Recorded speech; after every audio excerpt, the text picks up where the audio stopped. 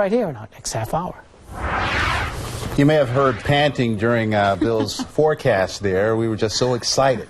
That was Breeze. He's our guest now with a group of people who've been dealing with a real animal rescue today. Dr. Caroline Conrad and Stephen Morgensteer. Stephen, this is your son's dog. That's Breeze. correct. That's correct. Breeze. Quite a Breeze. survivor, yeah. Breeze. And the name Breeze comes from his son Tyler's favorite team, the New Orleans Saints. That is correct. He named him after the It's quarterback. actually Carolina Breeze. He has two favorite teams. Ah, okay, all right. Well, Yep. tell us how Breeze was saved from a flooding We see incident. behind us, too. So, yeah, and our entire neighborhood was flooded, and we have some storm drains.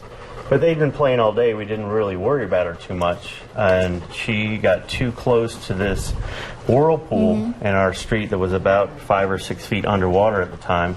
And she started swirling, and before Tyler, who was out there with her, and the neighbors could get to her, she had actually gotten sucked into that storm drain. How long was she under? The storm drain went into a larger pipe that went about 200, 250 feet. So you guys were terrified. You obviously looked for her, and what, a neighbor? Scared. Yeah, the neighbor was there with us. We went to where the storm drain empties out and couldn't find her. So we were, terrified, scared. You know, we thought she was gone, thought she was lost. And we went to look for her further down this stream, this roaring stream. And she was clinging to a bank about 100 yards down the stream. What was that moment like, seeing her okay? It was euphoric. It was, it goes from like finding your kid in a supermarket after he's been lost for 5 minutes. And Dr. Conrad, Not completely okay. Yeah, I imagine you checked Breeze out. I did. So when they came into the hospital, she was brought immediately back to our treatment area and did a complete physical exam on her. She looked great. She was able to walk neurologically normal, pupils same size, breathing a little heavy, but I can only imagine from what she went through, there was probably some pain, some anxiety, some nerves with everything. A little boo-boo on the head, too. She did. So she had some abrasions on the top of her head, the side of her face, right here beside her eye, and then a few on the backs of her legs. We were able to clip those up and clean them very well for her. Took some x-rays to make sure her chest was okay, no broken ribs. Checked her electrolytes to make sure her sodium and potassium weren't too low from ingestion of all that water. We can only imagine what she went through to get to that hospital. Wow. But she was relatively stable when I first saw her, which was wonderful. We're certainly glad that it's had a happy ending.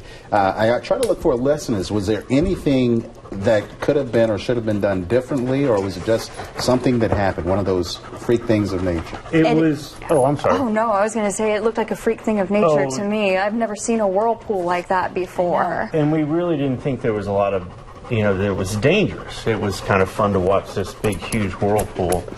But then when she got too close, we realized that this was a really dangerous situation. Breeze, just a year old, but still a pretty decent-sized dog, too. We're not talking about a little tiny down, dog. Breezy, down. Oh, goodness. Okay. And it was only a 2-foot pipe that she was sucked down. She was sucked into like a 2-foot pipe. So be careful, all humans, all pets out there, too. Yeah. Especially children, especially children. And small dogs. And smaller, elderly dogs. hopefully the Saints' career won't go down the drain, Tyler. We'll be right back after this.